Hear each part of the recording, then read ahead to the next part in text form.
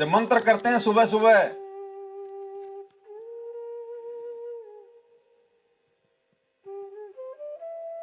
सबसे पहला मंत्र करते हैं हम, सातों मंत्रों में से सबसे पहला ऊपर ही ऊपर वाला।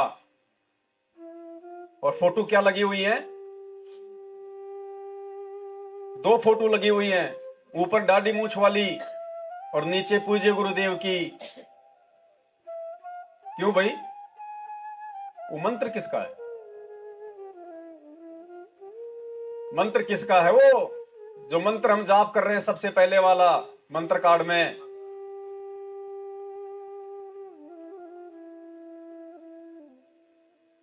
गुरुदेव ने भक्ति बोध में बताया, जो पुरानी भक्ति बोध है 2014 बरवाला कांड से पहले जो भक्ति बोध हमारी को मिला करती थी सतलोक आश्रम बरवाड़ा में, उसके बाद तो काफी पेज उसके निकाल दिए जा चुके हैं।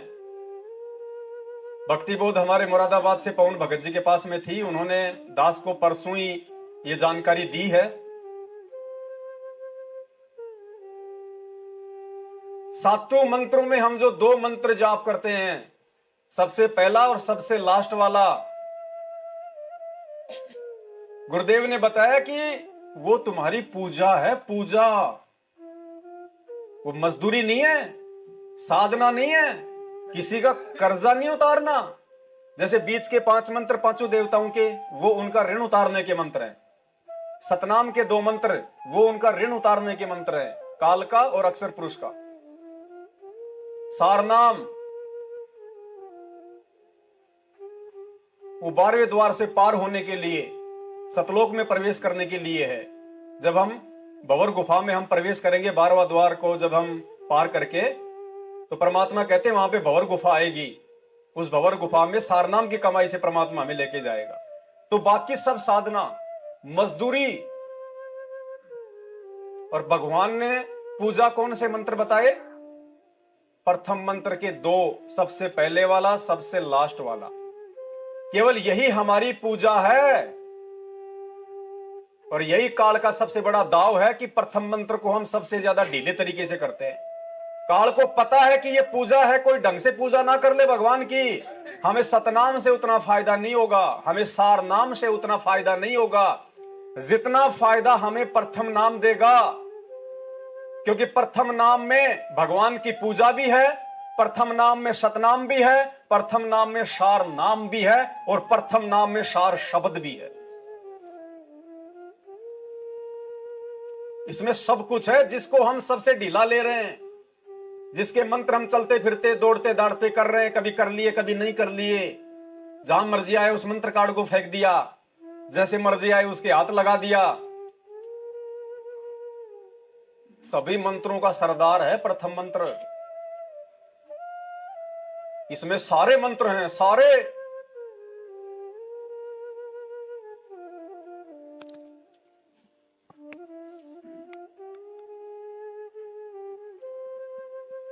ये देखो, ये पुरानी भक्ति बोध का पेज नंबर 104 है। पहले काफी मोटी भक्ति बोध हुआ करती थी, जो परमात्मा ने शुरू शुरू में छपवाई थी। उसके बाद में काफी कुछ जो प्रकरण है वो निकाल दिया गया, क्योंकि अच्छी चीजों को काल फिर टिकने नहीं देता है। ये पेज नंबर 104 है। ये दास आपको पढ़ के सुना रहा, ध्यान से सुनना। फिर 105 नंबर आपको पढ़ के सुनाऊंगा। पेज नंबर 104, शंका समाधान। निवेदन, सतगुरुदेव जी हमारे से निवेदन कर रहे हैं, 2 कोटि के जीवों से। हम गधों से निवेदन कर रहा है परमात्मा। अब इस निवेदन को कितनी गौर से हमारे को सुनना चाहिए। उपदेश प्राप्त करने वाला भगत आत्मा यह सोचेगा कि गुरुजी कह तो रहे थे कि तीनों गुणों, रजगुण ब्रह्मा, सतगुण विष्णु, तमगुण शिव की पूजा नहीं करनी है।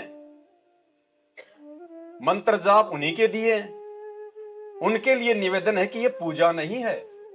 ये जो बीच के जो 5 जो मंत्र दिए जाते हैं देवताओं के, जो प्रधान है हमारे शरीर में, जो कमलों में निवास करते हैं, ब्रह्मा सावित्री जी, गणेश जी, लक्ष्मी विष्णु जी, दुर्गा जी, शिव पार्वती जी।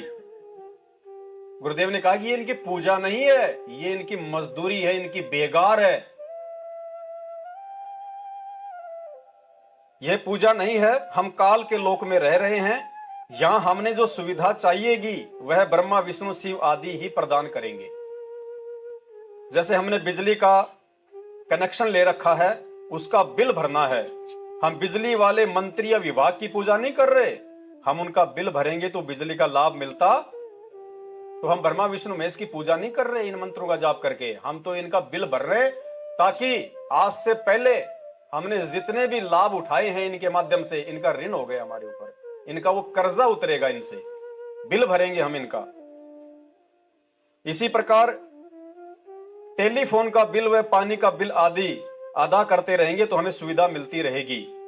टेलीफोन का बिल भरेंगे तो हम किसी टेलीफोन की ऑफिस का या टेलीफोन के डब्बे की हमको पूजा थोड़ी कर रहे हैं, हम लाभ लेने के लिए उसका बिल भर रहे हैं। तो हम यहाँ के सांसारिक लाभ प्राप्त करने के लिए और अपना ऋण उतारने के लिए, क्योंकि ये काल का लोक है, इसने तप करके प्राप्त कर रखे, फ्री में नहीं लिए इसने, भीख में, आप और हमारी तरह।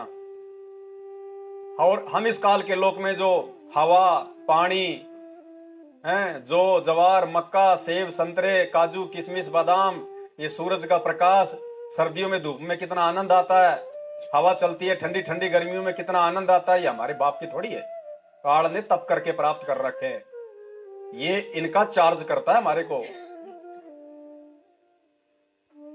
आप शास्त्र विरुद्ध साधना करके भक्तिहीन हो गए हो, अर्थात आप पुण्यहीन हो गए हो, जिस कारण से, अब पेज नंबर 105 पढ़ूंगा आगे, इसको ध्यान से पढ़िएगा। फिर पेज नंबर 105, जो पुराने भगत होंगे बरवाला कांड से पहले के, उनके पास अगर भक्ति बोध हो तो उसमें यह प्रकरण मिल जाएगा। आपको धन लाभ आदि नहीं हो रहा है, यह दास रामपाल दास आपका गारंटर जिम्मेदार बनकर इस काल लोक की एक ब्रह्मांड की शक्तियों ब्रह्मा विष्णु शिव गणेश माता आदि से आपको सर्व सुविधाएं पुनः प्रारंभ करवाएगा, तथा आपने इस मंत्र के जाप से इनका बिल भरते रहना है। जो मंत्र प्रथम नाम लिखा परमेश्वर ने, सत सुकृत अविगत कबीर, यह आपकी पूजा है। दिखा दे भाई एक बार, दिखा दे, इसको ज्यादा फोकस करेगा आ जाएगा। एक बार देख जरा, कोशिश कर।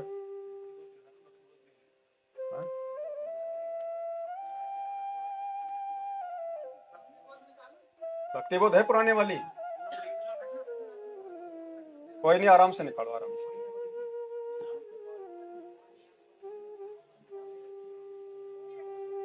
सब में नहीं है भगत जी, जो पुरानी है उसी में है।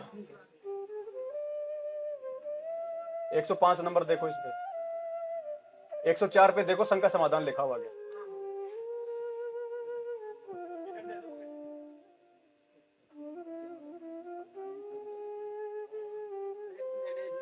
एक बात बताओ, जब काल भगवान ने कबीर सागर से मैटर निकलवा दिया तो भक्ति बोध में से नहीं निकलवाएगा?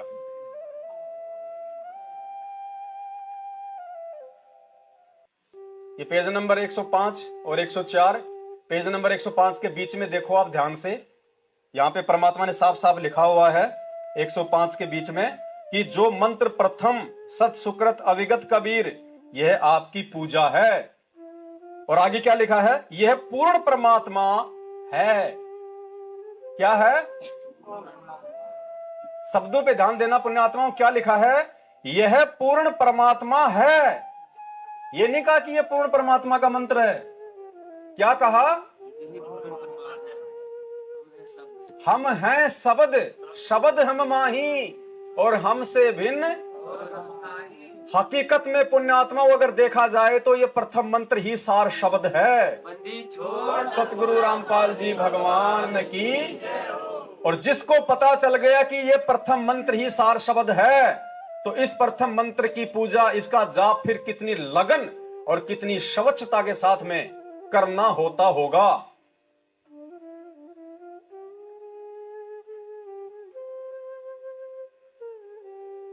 यह परमात्मा है, बाकी सब बेकार है, बाकी सब साधना है, बाकी सब मजदूरी है। और प्रथम मंत्र का जब हम जाप करते हैं गुरुदेव के आदेश अनुसार, उनकी बताई विधि अनुसार, तो बीच वाले 5 मंत्रों से तो हमारा ऋण उतरता रहेगा। इसके अलावा हमें कोई लाभ नहीं देंगे वो। खाली वो तो बेकार है, आप कमा रहे हो, आप किसी को दे रहे हो जो आपको मांग रहा है, आपके घर में नहीं आ रहा ना कुछ भी। आपके ऊपर 1 लाख रुपए का हो गया कर्जा और 10,000 रुपए की आपकी बंद गई किस्त, वो तो आपकी वो किस्त जा रही है, उधार जा रही है आपकी, जो काल लोक में हमने खाई असंख्य युगों से। और हमारे पास में पूंजी जमा कौन से मंत्रों की हो रही है? फर्स्ट और लास्ट। और कितना गजब का मंत्र बताया परमात्मा ने। एक मानव जन्म हमारे को कब मिलता है? 84 लाख योनियां भोगने के बाद। और गुरुदेव ने क्या बताया कि अगर तुम ये प्रथम मंत्र आश्रम में जब आते हो लेने के लिए, और एक बार अगर तुमने मेरे साथ साथ भी उच्चारण कर दिया और तुरंत तुम्हारी मृत्यु हो गई, तो तुरंत तुम्हारे को मानव जन्म मिल जाएगा। तो ये काम ये कौन कर सकता है? तो परमात्मा का वास्तविक मंत्र क्या है? उनका शब्द क्या है? सत सुकृत अविगत कबीर। यही परमेश्वर का वास्तविक नाम है, यही परमेश्वर का वास्तविक पार करने वाला मंत्र है।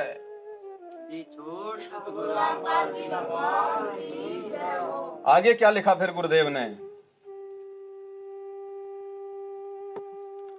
दिखाना भाई उसमें फिर आगे। जो प्रथम मंत्र सत्य सुकृत अविगत कबीर है, यह आपकी पूजा है। अब पूजा कितने भाव से की जाती है, कितनी श्रद्धा से की जाती है। और पूजा किसकी की जाती है? अपने परमेश्वर की, अपने इष्ट की, अपने गुरुदेव भगवान की। यह आपकी पूजा है, यह पूर्ण परमात्मा है। आगे क्या लिखा है? तथा सत्यम, यानी लास्ट का जो मंत्र है, तथा सत्यम लाभ प्राप्त होगा। लास्ट वाले मंत्र से क्या मिलेगा हमें? यहां की सुविधा मिलेगी। हमारा जो दारिद्र है वो खत्म होगा, आर्थिक संकट खत्म होगा, भगवान हमारे भंडार भरेगा, हर चीज की हमारे को जो जरूरतें हैं वो पूरी करेगा। ये 2 मंत्र हमारी पूजा है। और दोनों मंत्र किसके हैं? परमात्मा के। ऊपर भी परमात्मा का फोटो, नीचे भी परमात्मा का फोटो। तो पुण्यात्माओं, इस प्रथम मंत्र को हमने कितनी श्रद्धा और लगन के साथ में करना चाहिए था। और हम सतनाम नहीं मिल रहा, सतनाम नहीं मिल रहा, सारनाम सारनाम।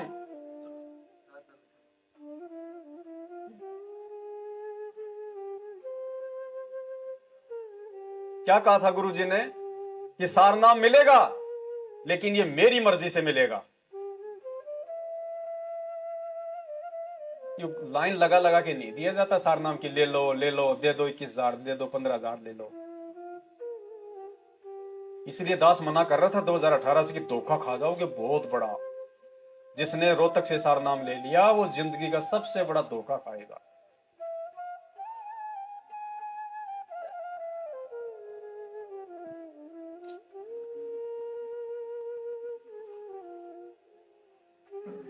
ये पूर्ण परमात्मा है। तथा सत्यम लाभ, कोष्टक में लिखा फल प्राप्त होगा। सत्यम का अर्थ अविनाशी। सत्यम का अर्थ अविनाशी परमेश्वर। कौन है अविनाशी परमेश्वर? सतगुरु रामपाल जी भगवान। रोज कहते हैं हम अविनाशी। मेरे उठे उमंग सी दिल में, तुम्हें याद करूं पल पल में। मेरे उठे दिल में, तुम्हें याद करूं पल पल में। आपका ऐसा मक्खन ज्ञान हो ज्ञान, यो जगत बिलोवेला सिया। ऐसा मक्खन ज्ञान हो ज्ञान, यो जगत बिलोवे। मेरे उठे उमंग सी दिल में, तुम्हें याद करूं पल। गुरु जी का नाम बोलने से नहीं, गुरु जी की शक्ल याद करने से नहीं। गुरु जी को याद करना असल में क्या है? उनके द्वारा बताई गई इस विधिवत श्रद्धा और भाव से इस मंत्र का जाप करना, ये वास्तविक विधि है। सत्यम का क्या अर्थ बताया भगवान ने? अविनाशी। और जब हम गुरुदेव भगवान का अंग पढ़ते हैं लास्ट वाला संध्या आरती में, तो सबसे पहले कौन सी चौपाई आती है? कौन सी चौपाई आती है सबसे पहले गुरुदेव भगवान के अंग में? मेरे गुरुदेव भगवान दियो काट काल की फांसी, अवगुण किए घनेरे फिर भी भले बुरे हम थारे, अवगुण किए घनेरे फिर भी भले बुरे हम थारे, दास को जान के निपट नादान, हो नादान मोहे बख्श दियो अविनाशी, दास को जान के निपट नादान,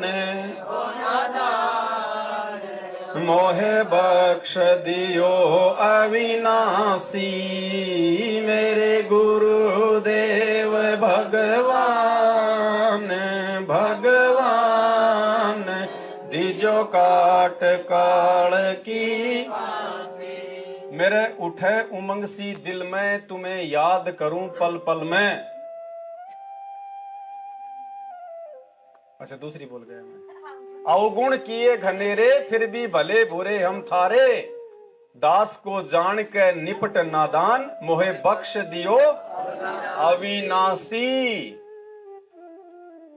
तो ये जो सत्य मंत्र जो परमात्मा ने बताया, ये किसका बताया?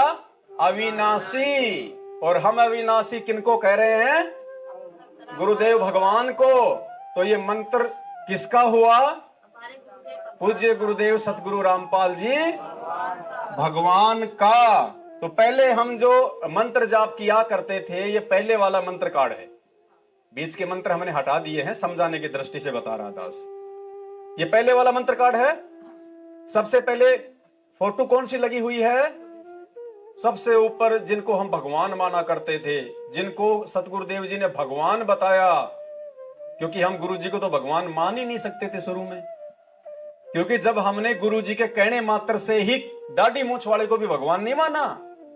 विचार कीजिए, जब हम सत्संग सुने थे, आश्रम में गए थे, और जब हमें यह विश्वास हुआ कि कबीर भगवान है, दाढ़ी मूंछ वाला कबीर दास, तो हमने गुरुदेव के कहने मात्र से भगवान नहीं माना। जब परमात्मा ने 100 प्रमाण दिखाए शास्त्रों में, कबीर सागर में, तब जाके हमारी आत्मा ने स्वीकार किया कि हाँ, ये दाढ़ी मूंछ वाला कबीर ही भगवान है। क्या उस समय गुरुजी अपने आप को कहते कि मैं कबीर हूं तो हम मान लेते? तो भगवान की तो मजबूरी थी उस समय इस दाढ़ी मूंछ वाले को भगवान बताना, क्योंकि उनको हम मान नहीं सकते थे। तो इसलिए ये फोटो परमात्मा ने हर जगह, चाहे दरबार हो, चाहे दंडवत स्थान हो, चाहे भक्तों को नाम दीक्षा के समय देनी हो, परमात्मा ने हमेशा इसी गुरु गोविंद वाली फोटो का यूज किया। अब पुण्यात्माओं, काल का कितना भयंकर जाल। परमात्मा को पता था कि मंत्र तो ये मेरा है, पूर्ण परमात्मा का है, और ध्यान अगर किसी और का जाएगा तो लाभ मिलेगा नहीं। तो परमेश्वर ने नीचे अपना फोटो लगाया कि कम से कम इस दाढ़ी मूंछ वाले के बहाने मेरे को भी दंडवत कर लेंगे ये नादान प्राणी। ये मंत्र करते समय मेरे ऊपर भी इनकी निगाह दृष्टि चली जाएगी, तो इनको इस मंत्र का लाभ थोड़ा बहुत मिल जाएगा। इसलिए परमात्मा ने अपनी फोटो को नीचे लगाया, वर्तमान वाले स्वरूप को, और उस काल्पनिक फोटो को कबीर भगवान के रूप में ऊपर लगाया। ये मजबूरी थी परमात्मा की।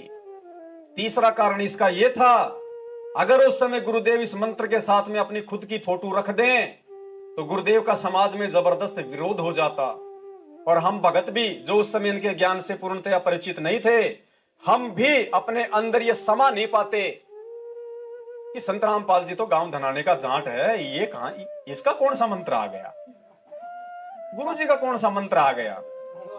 जगत में विरोध हो जाता और हम भगत कभी भी इस मंत्र को उस भाव से जाप नहीं कर पाते। यानी गुरु जी को उस समय हम भगवान मान नहीं सकते थे, और इस मंत्र के साथ में भगवान का ध्यान किए, ये फोटो के साथ में देखे बिना हम उसको मंत्र का लाभ हमारे को मिल नहीं सकता था। इसलिए परमात्मा ने हमारे को काल की मार से बचाने के लिए, इस मंत्र का लाभ देने के लिए, आधा अधूरा टूटा फूटा परमात्मा ने नीचे अपनी फोटो रख दी कि कम से कम इस बहाने ही इनको मैं इस मंत्र का लाभ दे दूंगा।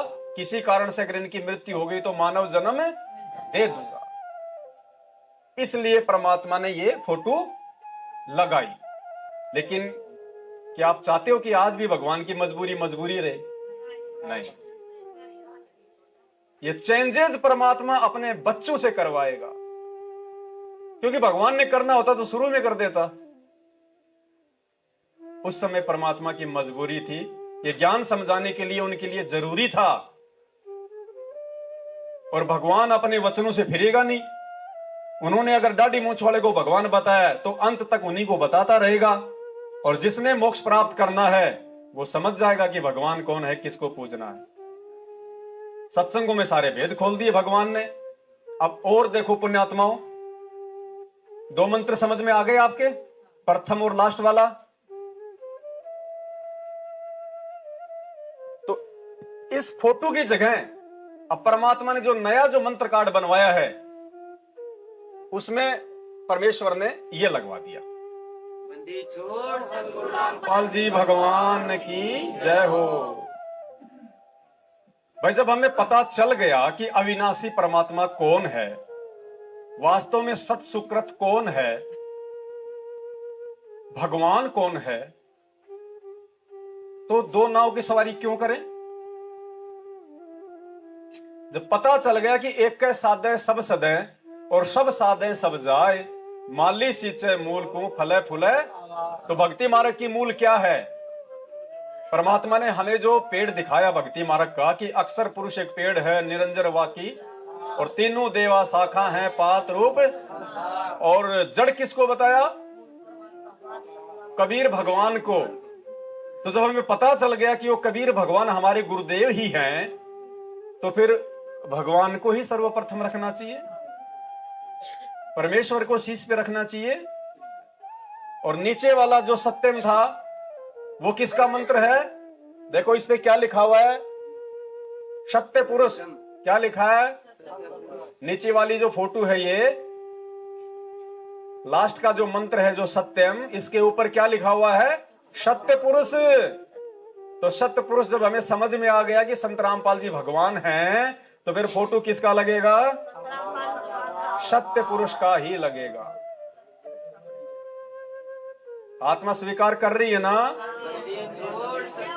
पाल जी भगवान, क्योंकि ये जबरदस्ती का सौदा नहीं है।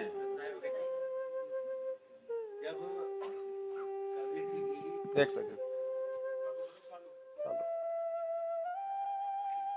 जब कबीर साहब जी की जो दाढ़ी मूंछ वाली फोटो है जी, और उसको जब चेंज करने की बात आई, तो प्रथम तो मैंने आपकी बात मानी नहीं थी शुरू में, और उसके बाद जब प्रमाण पता चले तो सबसे पहले वो सत्संग रोक के दरबार साहिब में वो तस्वीर चेंज की, सबसे पहले। दया मालिक की परमात्मा। और चेंज करने के बाद फिर कुछ दिनों के बाद मन में ये प्रेरणा हुई कि दरबार साहिब से तो हटा दी, अभी भी भक्ति बोध में है। भक्ति बोध में जहां जहां थी वो तस्वीर, वहां पे सब में टेपिंग, हो सके वो पेज ही निकाल दिया अगर तस्वीर थी तो, और टेपिंग करके बिल्कुल क्लीन कर दी वो। फिर बात आई कि मंत्र कार्ड की, क्या मंत्र कार्ड में भी अभी है, और ये देवी देवताओं की भी फोटो है। तो देवी देवताओं के तो हमें नाम से मतलब है। परमात्मा कहते हैं कि भाई हमें नाम पे ध्यान रखना है, तस्वीर पे ध्यान नहीं रखना। उसी दिन से अभी मंत्र कार्ड मेरे घर पे रखा हुआ ना, अभी इस वक्त लाइव दिखा देता। उसी वक्त मैंने पीछे पूरे पे वो लगा दिया एक पेपर काट के कि केवल शब्द चाहिए, तस्वीर की आवश्यकता नहीं है। सही बात। और सबसे पहले मैंने वीर सिंह भगत जी को यह दिखाया, तो वीर सिंह भगत जी बोले अकेले अकेले कर लियो चेंजिंग, मुझे मत बताइए। उसके बाद से इन्होंने भी कर लिया। और जब हाँ जी। उसके बाद भगत जी, बिल्कुल जी हाँ, वो एक तरफ आपने देखा होगा कि तस्वीर हैं और एक तरफ आपके मंत्र हैं, है ना। और उसी भक्ति बोध में आपने देखा होगा कि आगे जाके केवल जो बताया गया कि जैसे मूल कमल है ना, तो मूल कमल की केवल पंखड़ियां दिखाई है, बीच में केवल नाम लिख दिया है, तस्वीर नहीं है। उसका भी बहुत बड़ा रहस्य है ना। तो इसलिए मैंने मालिक के ज्ञान अनुसार ये प्रेरणा मन में आई कि भाई इन तस्वीरों से भी मुझे कोई लेना देना नहीं है। और तुरंत वो तो शुरुआत में इसलिए कि ये कौन से देवता का मंत्र है ये जी, बस उतना हमें ध्यान रहे। हाँ जी। और गुरुदेव ने कहा कि ये भी जब हम 108 बार मंत्र करते हैं ना, तो एक आधी बार खाली ये ध्यान आ जाना चाहिए कि ये कौन से देवता का मंत्र है। बाकी हर मंत्र में उनको ध्यान करना जरूरी नहीं कि ये गणेश जी हैं, ये माता जी हैं, ये शिव पार्वती जी हैं, नहीं। क्योंकि मांगने वाला तो पैसे मांग रहा है, तो हम अगर मांगने वाले के बारे में सोचते रहेंगे तो धंधा क्या खाक करेंगे जी। तो हमने तो मजदूरी पे ध्यान देना, ढंग से मजदूरी करो ताकि उसका कर्जा उतार दो। और मजदूरी करो नहीं, और मजदूरी भी करो और फिर उसका ध्यान रखो, तो क्या मजदूरी करते करते उसका ध्यान रखते रखते क्या कोई ज्यादा मजदूरी होगी क्या? वो तो काम पे ध्यान देंगे तो पैसे मिलेंगे। और उसके बाद भगत जी जब इस रहस्य का पता चला कि ये तो पूजा है और हम तो साधना ही कर रहे हैं, आज तक पूजा पे तो ध्यान ही ना दिया, हफ्ते हफ्ते पार हो गए, प्रथम मंत्र नहीं हुआ और सतनाम को इतनी वैल्यू दे रहे हैं। हालांकि परमात्मा ने एक जगह कहा है कि आप सतनाम को, आपको जब प्रथम मंत्र प्राप्त हो जा तो सतनाम को ज्यादा वरीयता देनी है। वो तो इसलिए परमात्मा ने कहा कि ज्यादा से ज्यादा ये ऋण की किस्त, मतलब अपने लोन की किस्त पे करे, इसलिए। लेकिन देखो पूजा के बारे में ही देखो, ऐसा है, अगर बाप का कर्जा अगर बेटे के ऊपर है तो बाप तो माफ भी कर देता है, और बाप को चाहे लाख में से चाहे तुम 5,000 दे दो, बाप तो संतोष कर लेगा जी। तो पड़ोसी के तो पूरे उतारने पड़ेंगे। इसलिए परमात्मा सतनाम के मंत्र को ज्यादा महत्व देने के लिए कहते जी जी। और फिर फिर इसके बाद भगत जी बीच में आपने बताया कि मालिक के ज्ञान के आधार से कि जैसे सुबेरे उठो और सबसे पहले परमात्मा की वाणी बोलो, समृत साहिब रत्न उजागर, ये पूरी वाणी बोलने के बाद गुरुदेव ने लिखा हुआ है, कबीर सागर के शब्दार्थ में लिखा हुआ है। जब ये वाणी बोलने के बाद और उठ के सबसे पहले जब वो वाणी आपकी कंप्लीट हो जा तो परमात्मा कहते हैं कि 2 4 3 4 जितने भी हो सके अपना एक प्रथम मंत्र का अपना जोटा मार दे, कर लो, क्योंकि पूजा है। पूजा है। अब सुबह सुबह पूजा हो गई, इसके बाद किसी के भी पैर लगते। मेरे मन में भी एक शंका काफी दिनों से खटक रही थी। अब तुम कहोगे यार पवन भगत जी तो शंका समाधान लिख रहा है, इसको क्या शंका हो गई? देखो हम सब जीव हैं जी, पीव केवल हमारे गुरुदेव हैं, बाकी सब जीव हैं। और एक शंका क्या उपज रही थी, परमात्मा कहा करते थे सत्संगों में बार बार कि ब्रह्मा की तीनों देवा दिल में बसे, ब्रह्मा विष्णु महेश, प्रथम इनकी बंदगी फिर सुन सतगुरु उपदेश। तो मेरे मन में आता था कि भाई हम पहले ब्रह्मा विष्णु महेश की हम क्यों करें, पहले तो हमें हमारे भगवान की करनी चाहिए ना। ब्रह्मा विष्णु महेश की हम क्यों करें यार, ये मंत्र कर रहे हैं ब्रह्मा विष्णु महेश के, तो पहले तो हमें भगवान का करना चाहिए। फिर ये 2-3 दिन पहले भगत जी ने जो ये रहस्य दास को बताया परमात्मा के आशीर्वाद से, तब दास के समझ में आया कि इनकी बंदगी में भी प्रथम परमात्मा की ही बंदगी हो रही है। प्रथम मंत्र तो हम अपने गुरुदेव का ही जाप कर रहे हैं, सत्सुकृत विगत कबीर, तो इनकी बंदगी से पहले परमात्मा की ही बंदगी हो रही है। अगर हम इनकी बंदगी अगर हम शुरू करेंगे तो उसमें भी सबसे पहले परमात्मा की ही हो रही है। और फिर बाद में एक सत्संग में परमात्मा ने इसका और रहस्य बताया कि प्रथम इनकी बंदगी का मतलब है कि जब हम नाम दीक्षा के समय हम जो मंत्र लेते हैं, सबसे पहले हमारे को ब्रह्मा विष्णु महेश के ही मंत्र दिए जाते हैं। तो प्रथम इनकी, और फिर सुन सतगुरु उपदेश, फिर वो ज्ञान समझ के फिर आपको सतनाम दिया जाएगा, फिर आपको सार नाम दिया जाएगा। पुण्यात्माओं, गहरा रहस्य है। कई सत्संगों में क्या बोलते हैं परमात्मा कि सार नाम के लिए पुण्यात्माओं जल्दबाजी मत करो, सार नाम देना तो परमात्मा ही देना है। और यहां क्या कह दिया इस प्रथम मंत्र के लिए कि ये परमात्मा है। इसलिए हमने केवल अपनी भक्ति और मर्यादा पे ध्यान देना है, सार नाम पे ध्यान नहीं देना है।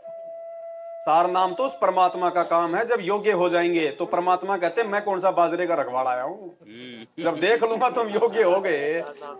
जब डॉक्टर देख लेगा ये इसका फोड़ा जो है मतलब पक्के तैयार हो गया, अपने आप चीरा लगा देगा। हमारे कहने से चीरा नहीं लगाएगा, अगर वो कच्चा है तो चाहे कितना दर्द हो चाहे उसको। तो ये परमात्मा की दया से, क्योंकि देखो यही होता है, मालिक ने क्या कहा कि साध संगति का यही फायदा होता है। मिलेंगे आपस में नए पुराने भगत भाई बहन, मुझे कोई बात समझ में नहीं आई तो मुझे पता नहीं वो किस भाई से जानने को मिल जाएगी। मैंने वो सत्संग नहीं सुना, क्या पता किसी और ने सुन रखा है? अब देखो परमात्मा ने पवन भगत जी पे दया करी और इन्होंने स्क्रीनशॉट फिर मेरे पास में भेजा, तो आज हमारे को एक 3-4 घंटे की साथ संगति का मौका दे दिया भगवान ने। क्यों? अब ये भगत जी ने 2 दिन पहले क्यों बताई? क्योंकि 2 दिन पहले ही ये मंत्र कार्ड छपे हैं और इन पे लाइव आना था, वीडियो बनाना था, तो और रहस्य दे दिया भगवान ने जबरदस्त हमारे को विश्वास करवाने के लिए कि बच्चों जो बदलाव तुम कर रहे हो मेरी प्रेरणा से बिल्कुल सत्य है। तो ये हमारा ये पहले वाला मंत्र कार्ड आ गया समझ में, इसका सारा भेद। ठीक है, अब इसमें और एक चीज है जो ध्यान देने योग्य है, दिखाना भाई जरा इधर। ये जो मंत्र कार्ड है इसमें ऊपर ऊपर जो 2 फोटोएं लगी हुई हैं और दोनों फोटोओं के साइड में नाम क्या लिखा हुआ है? गोविंद गुरु। अब इसमें गोविंद कौन है? जो हम लोग पहले सोचा करते थे। हम लोग गोविंद किसको मानते थे? कबीर जी दाढ़ी मूंछ वाली फोटो को, जो इसमें सबसे ऊपर है। और गुरु किसको मानते थे? नीचे जो अपने पूज्य गुरुदेव जी हैं। लेकिन पुण्यात्माओं, गोविंद गुरु का भेद भी गुरु जी ने सत्संग में बता दिया। क्या बताया परमात्मा ने? ध्यान से सुनिएगा आप इस सत्संग को, कि गोविंद गुरु का मतलब क्या होता है। जो इस कार्ड में ऊपर लिखा हुआ है उसके बाद समझ में आएगा कि फोटो 1 रहनी चाहिए या 2 रहनी चाहिए। गोविंद कौन है और गुरु कौन है, सुनिए। गुरु जी के प्रति गुरु की महिमा प्रतिदिन पढ़ते हो, नित्य नियम है, लेकिन आप पढ़ते हो उसके ऊपर विवेचन नहीं करते। आप प्रतिदिन क्या सुनते और पढ़ते हो? कबीर दंडवत गोविंद गुरु बंधु अविजन सोए, पहले वही प्रणाम तन नमो जो आगे होए।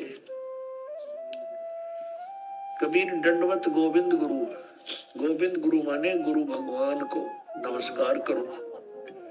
दंडवत गोविंद गुरु, गुरु भगवान, गोविंद माने भगवान, गुरु मीन गुरु। गुरु भगवान को दंडवत प्रणाम करो और बंधु अविजन सोए,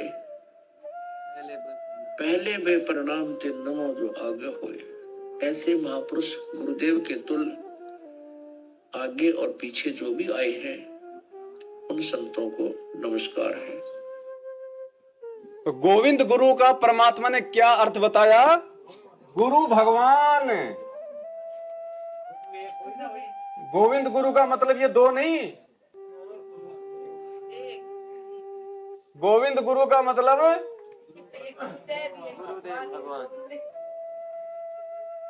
गोविंद गुरु मतलब गुरु भगवान। तो नए वाले पे परमात्मा ने गोविंद गुरु की जगह क्या लिखवा दिया? पूर्ण ब्रह्म। गुरुदेव की फोटो और गोविंद गुरु की जगह क्या लिखा दिया? पूर्ण ब्रह्म, की यही है पूर्ण ब्रह्म।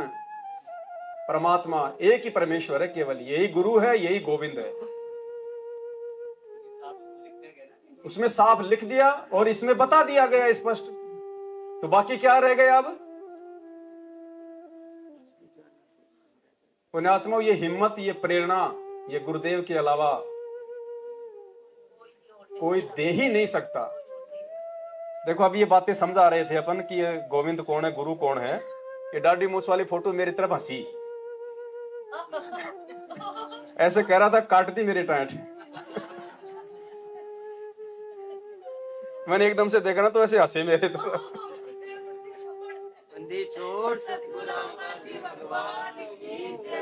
तो परमात्मा ने मेहर बख्शी, नया मंत्र कार्ड सतगुरु रामपाल जी भगवान के आशीर्वाद से, और ये सभी भाई बहनों के बीच में छप के आ गया है। और पुण्यात्माओं तभी, अरे पहले संगत तो गुरु को भगवान मान ले, जगत की तो बाद की बात है। जब हम ही नहीं मान रहे, हम ही दो नावों की सवारी कर रहे हैं, दुनिया हमसे जवाब कर ले तो हम क्या जवाब देंगे उनको? यार एक तरफ तो तुम ढींग मारते हो हमारे गुरुजी कबीर, हमारे गुरुजी भगवान, फिर ये ऊपर कौन है? फिर ये दो दो भगवान है क्या तुम्हारे? क्या जवाब देंगे? क्या जवाब देंगे बताओ? तो ये परमेश्वर की विशेष मेहर हुई और परमात्मा ने नया मंत्र कार्ड अपने सत्सेवक बच्चों के लिए छपवा दिया है। बंदी छोड़ सतगुरु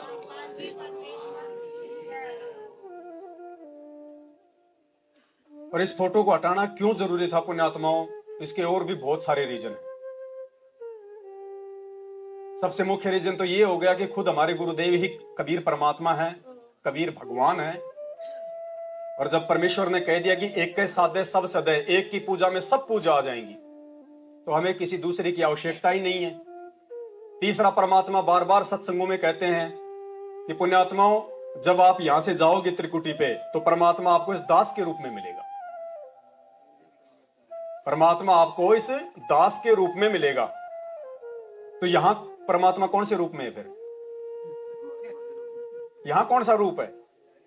जब हमारे को इसी रूप में परमात्मा त्रिकुटी पे मिलेगा, तो क्या परमात्मा आज नहीं हो सकता इस रूप में? बैन लग रहा है? बंदी छोड़ हाँ? सतगुरु रामपाल जी भगवान की जय हो। और एक बात बताओ, हमारी लगन तो लग गई इनके साथ और सतलोक में मिल जाए ये। अरे लड़की की शादी तो हो गई श्यामलाल के साथ हैं? और ससुराल में मिल जाए रामलाल, फिर क्या होगा? झगड़ा, लड़ाई, रोड़े लग जाएगी। तो पुण्यात्माओं बहुत सारे इंटरव्यू हैं, वो भी हम सुनेंगे। गुरुदेव हमारे विश्वास को दृढ़ करेंगे कि सतगुरुदेव जी स्वयं पूर्ण ब्रह्म परमात्मा है। धरती पे भी यही प्रकट है आज, और सतलोक में भी असंख्य ब्रह्मांडों के मालिक के सिंहासन पे भी यही परमात्मा विराजमान है। और जब तक ये बात हमारे दिलो दिमाग में घर नहीं कर लेगी, तब तक हम इस परमेश्वर की भक्ति का पूर्ण लाभ भी नहीं उठा पाएंगे। इस मोक्ष तो बहुत दूर की बात है। बंदी छोड़ सतगुरु रामपाल जी भगवान की जय हो। क्योंकि आज से पहले जिन जिन महापुरुषों का मोक्ष पूज्य गुरुदेव जी ने बताया है, उन सब का मोक्ष इसी आधार पे हुआ है कि उनका गुरु भी एक था और उनका गोविंद भी। धर्मदास जी को परमात्मा बांधवगढ़ में आके मिले, वहां पे मथुरा में आके मिले, और फिर उनको सतलोक लेके गए। तो धर्मदास ने फिर वहां क्या देखा? ओहो, ये जिंदा महात्मा जो नीचे था, ये असंख्य ब्रह्मांडों का स्वामी, जब वो अकेले रह गए सिंहासन पे, उनकी आंखें खुल गई। ओहो, मैं तो इनको यहाँ का कोई नौकर समझ रहा था। तो धर्मदास जी का मोक्ष परमात्मा ने बताया क्यों हुआ? क्योंकि उनको जो सतगुरु मिला था वो खुद ही भगवान है। फिर परमात्मा नानक जी को बेई नदी पे मिले जिंदा महात्मा के रूप में, उनको सचखंड लेके गए, और वहां जाके उन्होंने क्या देखा? ओहो, ये तो वो जिंदा बाबा है, ये तो वही गुरु जो मुझे बेई नदी पे मिला था। उनका गुरु भी वो और भगवान भी। तब उनका मोक्ष। गरीबदास जी महाराज जी को परमात्मा आके मिले, और उन तो साफ साफ अपनी वाणियों में कलम तोड़ दी। अलल पंख अनुराग है, सुन मंडल रहे थी, दास गरीब उधारिया मोई सतगुरु मिले।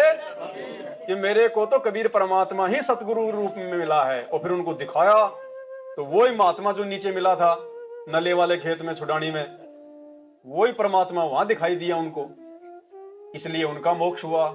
फिर मलुकदास जी को परमात्मा मिले, सत्संग कर रहे थे, हलवे की पात पड़नी हुई, उनका आना हुआ है। फिर उनको परमात्मा ने सतलोक दिखाया मलुकदास जी को, और उन्होंने देखो हो ये तो वही भगवान जो नीचे था, जो सत्संग कर रहा था, जिसके साथ मैं वाद विवाद कर रहा था। तो मलुकदास जी को भी सतगुरु भगवान दोनों एक मिले, इसलिए उनका। फिर गीसा जी, यानी जिन जिन का परमात्मा ने मोक्ष बताया, उनका गुरु भी एक और उनका भगवान भी। तो पुण्यात्माओं, आज अगर हमें गुरु अलग मिल गया और भगवान यदि हम दाढ़ी मूछ वाले को मानते रहे तो हमारा कैसे उद्धार होगा। गुरु गोविंद दो नहीं भाई, और जो दो समझेगा वो दोजक में जाई। कहां जाएगा? नरक में। मुसलमान भाई कहते हैं दोजक।